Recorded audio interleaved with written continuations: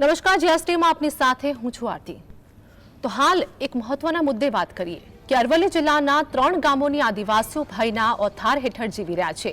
સરકાર તેમની જમીન સંપાદન કરી બેઘર કરી દેશે તેવો ડર પણ અહીંના વનવાસીઓને સતાવી રહ્યો છે। અહીંના લોકોનું માનીએ તો તેમને અંધારામાં રાખી નિકલ અને ક્રોમિયમ ધાતુ માટે અહીંની જમીનનું ટેન્ડર બહાર પડાયું છે। હવે પોતાની સેકાઓ જૂની જમીનને બચાવવા આદિવાસીઓ આર પારની લડાઈએ પારથી લડત કરવા ઉપર આવીને બેઠા છે। જોઈએ જીએસટીવીનો આ વિશેષ અહેવાલ।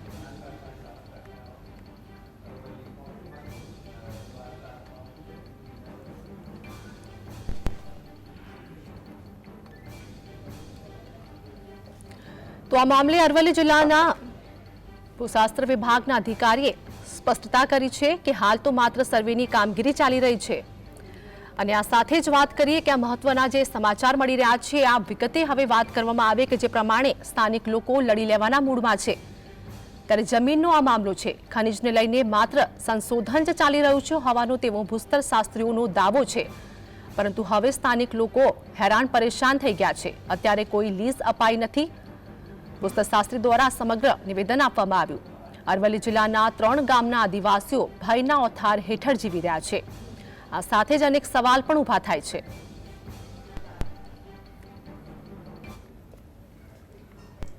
તો અરવલ્લી જિલ્લાના 3 ગામોના આદિવાસીઓ ભયના ઓથાર હેઠળ જીવી રહ્યા છે। સરકાર તેમની જમીન સંપાદન કરી બેઘર કરી દેશે તેવો ડર અહીંના વનવાસીઓને સતાવી રહ્યો છે। અહીંના લોકોનું માનીએ તો તેમને અંધારામાં રાખી નિકલ અને ક્રોમિયમ ધાતુ માટે અહીંની જમીનનું ટેન્ડર બહાર પડાયું છે।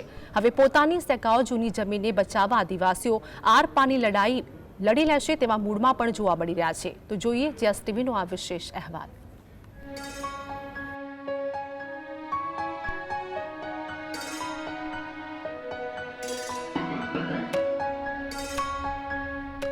जंगल जमीन जल सब आदिवासी नु छे। अमे आदिवासी छे, आदिवासी मूल निवासी। सरकार ने एम नहीं खबर कि आदिवासी कोण छे अने ज्यारे सरकार अहीं आवशे तो सरकार ने मस्तक कापी नाखीशुं। बाकी अमे कोई दाड़ो अमारे आ जमीन के आ गाम छोड़ीए नहीं अने आ जे जंगल छे ए अमारा आदिवासी नु छे। अरवल्लीना आदिवासीओना पोतानी जमीन माटे आ आक्रोश छे કે જરૂર પડે તો માથા ઉતારી લેશું। આદિવાસીઓનું માનીએ તો તેમના વડવાઓની જમીન પર હવે સરકારનો દોરો મંડાયો છે। અહીંની જમીનમાંથી ખાણ ખનીજ વિભાગને નિકલ અને ક્રોમિયમ ધાતુ હોવાના સેમ્પલ મળ્યા છે। અહીંના ભોળા આદિવાસીઓને અહીંની જમીનનું ટેન્ડર નીકળ્યું ત્યાં સુધી આ જમીન પર સરકારની નજર છે તેની ખબર પણ ન હતી। સરકારે અહીંની 547.80 હેક્ટર જમીનના બ્લોક માટે ટેન્ડર બહાર પાડ્યું છે, જેમાંથી 241.885 હેક્ટર જમીનમાં તો મહામૂલું જંગલ આવેલું છે। આ જંગલ પર આ વિસ્તારના કુંડોલપાલ, મસોતા અને ભાડમેરના આદિવાસીઓની રોજીરોટી સંકળાયેલી છે। જળ, જમીન અને જંગલ સાથે જોડાયેલા આ સીધા સરળ આદિવાસીઓ પોતાની રોજીરોટી બચાવવા મરણિયા બન્યા છે। सरकार ने नहीं खबर कि काथो कोण लावे छे, आदिवासी लावे छे। मुसळी कोण वेणे छे, आदिवासी वेणे छे। सरकार एम ज जाणे छे कि आ मुसळी क्यांथी आवे छे, सरकार ने नहीं खबर। अमे आदिवासी लावीए छीए। आ आदिवासी कोण छे? एक शहर छे। शहर सामे पण बोली दे छे सरकार ने। आज जे अमारी अहींया ग्राम सभा बनी छे एनी अंदर ठराव कर्यो छे आखा गामने के बिल्कुल सदंतर आ प्रोग्रामने अमारे रद्द करवानो छे અને पर्यावरणने અને मानव जीवनने बिल्कुल नुकसान थाय एवी परिस्थिति छे એટલે बिल्कुल आ प्रोजेक्टने अमारो संपूर्ण विरोध छे। આ વિસ્તારમાંથી અંદાજે 5 વર્ષ પહેલા સેમ્પલ લેવાયા। સરકારી ગાડીઓ અને બાબુઓની આવન જાવન ખૂબ રહેતી હતી, પરંતુ સરળ આદિવાસીઓને અહીંયા શું રંધાઈ રહ્યું છે તેની જરા પણ ગંધ ન આવી। આજથી 3 મહિના પહેલા નવેમ્બર 2023માં કેન્દ્રના ખાણ ખનીજ વિભાગે કુંડોલના બ્લોકની હરાજી માટે ટેન્ડર બહાર પાડ્યું। તે પછી આદિવાસીઓને આ અંગે જાણ થઈ। વિસ્તારની અંદર જે નિકલ અને ક્રોમિયમ જેવા ધાતુ કાઢવા માટે જે સરકારે કેન્દ્ર સરકારે જે પ્રોજેક્ટ લોન્ચ કર્યો છે એ અમારા ગામના લોકોને કે કોઈ વિભાગને જાણ કર્યા વગર ડાયરેક્ટલી લોન્ચ કરી દીધો છે। આ પ્રોજેક્ટ પ્રત્યે અમને સખત વિરોધ છે, કેમ કે આ પ્રોજેક્ટ આવે તો અમારા ગામને ઘણું નુકસાન થાય અને पर्यावरणने नुकसान थाय अने जनजीवनने नुकसान थाय एवुं થાય વધારે પ્રમાણમાં થાય એવું છે. 5-7 હજારની વસ્તી છે એટલે દરેકને આટલું લોકોને બેઘર કરાય નહીં. સરકારશ્રીને વિનંતી કે આ પ્રોજેક્ટને કેન્સલ કરે એવી અમારી માંગણી છે. એક તરફ હજારો આદિવાસીઓને જમીન જવાનો ભય સતાવી રહ્યો છે, બીજી તરફ સરકાર હજુ પણ સબ સલામતના દાવા કરી રહી છે. અહીંના વનવાસીઓનું માનીએ તો અંદાજે 6 કિલોમીટર લાંબો વિસ્તાર જો સંપાદિત થાય તો તેમના ગામ અને વડવાઓએ વસાવેલી જમીન બધું જ જતું રહે અને તેઓ નોધારા બની જાય, જેના કારણે આ વિસ્તારના ગામોમાં બેઠકોનો દોર શરૂ થયો છે. કુંડોળપાલ ગામે મળેલી ગ્રામસભામાં પણ મુખ્ય મુદ્દો આ જ હતો. રોષે ભરાયેલા સ્થાનિક લોકોએ કોઈ પણ અધિકારીને કે સરકારી ગાડીને આ ગામમાં ન આવવા દેવાની ચીમકી ઉચ્ચારી છે. વર્ષોથી અમારા બાપ દાદાએ અહીંયા વસવાટ કરેલો છે અને આ પ્રોજેક્ટ આવે અમારા સમાજને, અમારા પરિવારને વધારે નુકસાન થાય એ માટે ભાણમેર ગ્રામના સરપંચ તરીકે મારો સખત વિરોધ છે. ગ્રામસભાના ઠરાવો થયા, શું થયું એનાથી માહિતગાર થાય. અધિકારીઓને પણ વિનંતી છે કે તેઓ અમને માહિતગાર કરે અને આશ્વાસન આપે, સાંત્વના આપે. આ લોકો બાળ બચ્ચાવાળા નાના મજૂર વિભાગના પણ મજૂરી કરતા પણ માણસો છે અને અત્યારે હાલ ખૂબ તણાવગ્રસ્ત જીવન જીવી રહ્યા છે. ત્યારે સરકારશ્રીને પણ હું બે જોડે વિનંતી કરું છું, આ પત્રે આવી અને અધિકારીઓથી અહીં સાંત્વના આપો કે આવું કશું થવાનું નથી, કોઈને નુકસાન થશે નહીં, એવી પણ હું સરકારશ્રીને બે જોડે વિનંતી કરું છું. વહીવટી તંત્ર આ બાબતે હજુ કોઈ નિર્ણય ન લેવાયો હોવાની કે સંપાદનની કોઈ કામગીરી ન કર્યા હોવાની વાત કરી રહ્યું છે. પરંતુ અહીંની જમીનના બ્લોક હરાજી માટે ટેન્ડર બહાર પડ્યું છે. સદીઓથી પોતાના પારંપરિક પરિવેશમાં ઉછરેલા અહીંના વનવાસીઓ હવે કોઈ પણ ભોગે જમીન બચાવવા મરણિયા બન્યા છે. ક્ષિતિજ રૂપાલી, GSTV, કુંડોલપાલ ગામ, અરવલ્લી. તો આ મામલે અરવલ્લી જિલ્લાના ભૂસ્તરશાસ્ત્ર વિભાગના અધિકારીએ સ્પષ્ટતા કરી કે હાલ તો માત્ર સર્વેની કામગીરી ચાલી રહી છે, અત્યારે કોઈ લીઝ અપાઈ નથી. આ વિસ્તારમાં ક્રોમિયમ સહિત અન્ય ધાતુનો હજુ કોઈ ભંડાર મળ્યો નથી, પણ તે અંગે પ્રાથમિક ધોરણે સંશોધન ચાલી રહ્યું છે. હજુ તો આ પ્રક્રિયામાં 5 થી 7 વર્ષનો સમય લાગશે.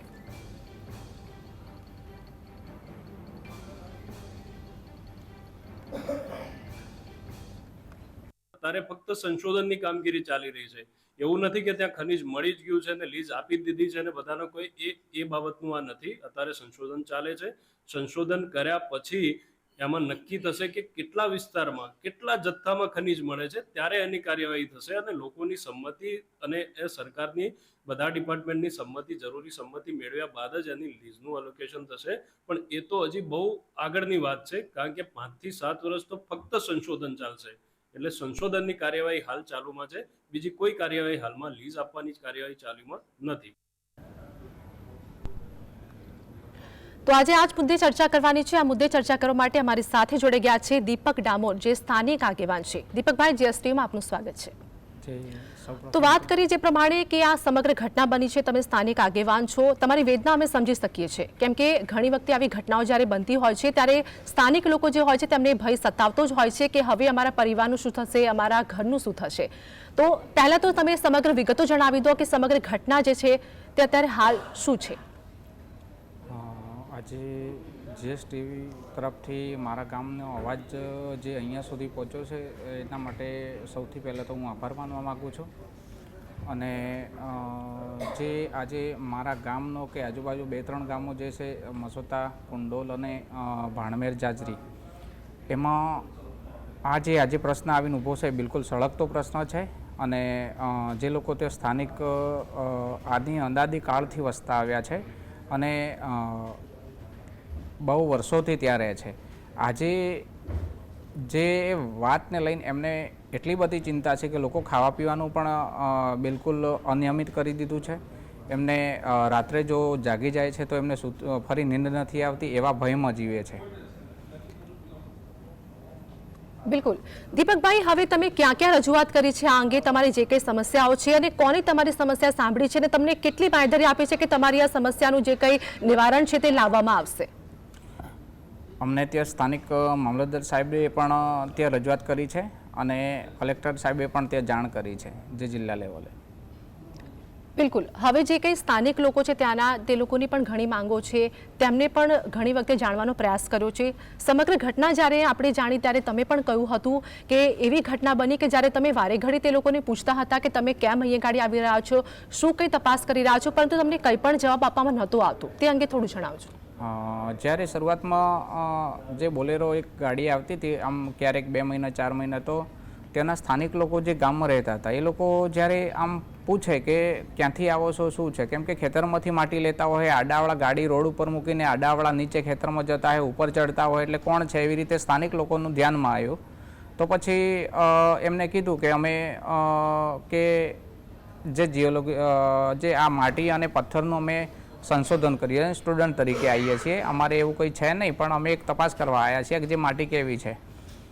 પછી એવી ખબર પડી કે એ લોકો કોણ છે ને ક્યાંથી આવે છે. તો એમના નામે એમને કીધું કે આ જીઓલોજિકલની જે વાત આવી ત્યારે એમને ખબર પડી કે આ ખનિજ ખાતામાંથી આવે છે. બિલકુલ, હવે જ્યારે તમને એવી ખબર પડી કે તે લોકો ખનિજ ખાતામાંથી આવે છે ત્યારે તમે આ અંગે મામલતદારની રજૂઆત કરી કે તે લોકોને તેવું કહેવું છે કે તે લોકો ખનિજ ખાતામાંથી આવે છે?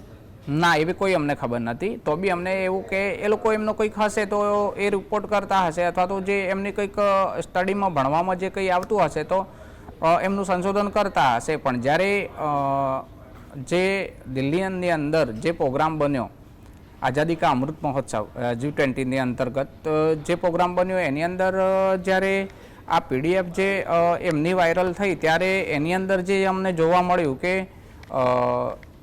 જે 20 રાજ્યોની 30 બ્લોક ફાળવેલા છે એમને, અને ચોથા ક્રમે જે કુંડોલપાલનો ઉલ્લેખ હતો ત્યારે અમને બહુ જાગાટ લાગ્યો કે ખરેખર આટલું મોટું તો શું છે કે G20ની અંતર્ગત આટલો મોટો જે પ્રોજેક્ટ આવે છે કે એમને ત્યાં નામ છે ગામનું, તો કેવી રીતે આવ્યું? તે સૌથી પહેલાં એ બધું વાંચવામાં આવ્યું, પછી એ જોવામાં આવ્યું, પછી એના પછી ટોટલી જે એમને ખનિજ ખાતાની ખરેખર ઓનલાઈન વેબસાઇટમાં શું છે એ જોયું, તો પછી ઘણું બધું જોવા મળ્યું એમ.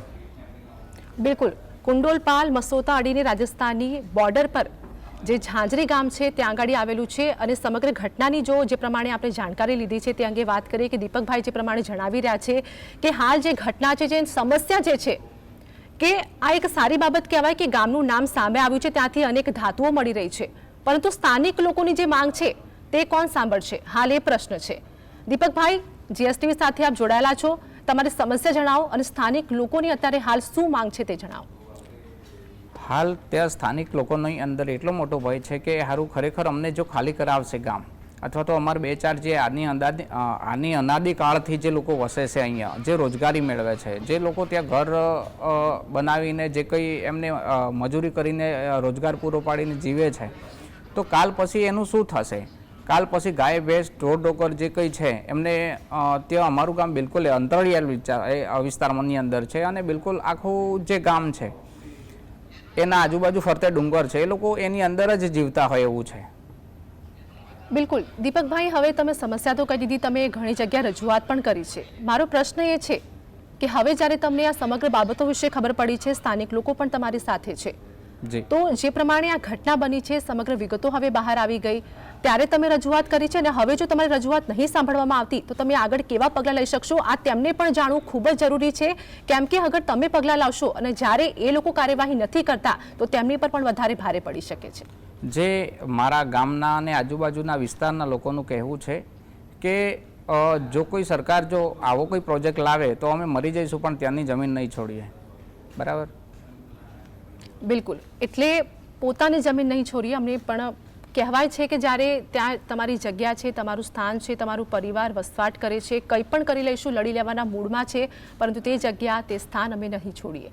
તો હવે જ્યારે આ સમગ્ર ઘટનાઓ બહાર આવી ગઈ છે, દીપકભાઈ, તમને પૂછવા માંગુ છું કે સ્થાનિક લોકો રજૂઆત કરી ચૂક્યા છે, માંગ કરી ચૂક્યા છે, અને હવે જ્યારે આ સમગ્ર ઘટના જ્યારે બહાર આવી ગઈ અને હવે નામ પણ ઉલ્લેખ થઈ ગયો છે કે તમારી ત્યાં સ્થાનનું આજે કુંડોલપાલ મસોતાની અડીને રાજસ્થાનની જે ઝાંઝરી ગામ છે ત્યાંનું નામનો પણ ઉલ્લેખ કરવામાં આવ્યો છે, અને આ સમગ્ર ઘટના હવે બહાર આવી ગઈ, ત્યારે હવે તમે રજૂઆત કરવા જશો કે હવે આવી રીતે નામ પણ બહાર આવી ગયું છે અને અમે પણ હવે તો કરી રહ્યા છે માંગ, તો તમે હવે આગળ શું કરશો?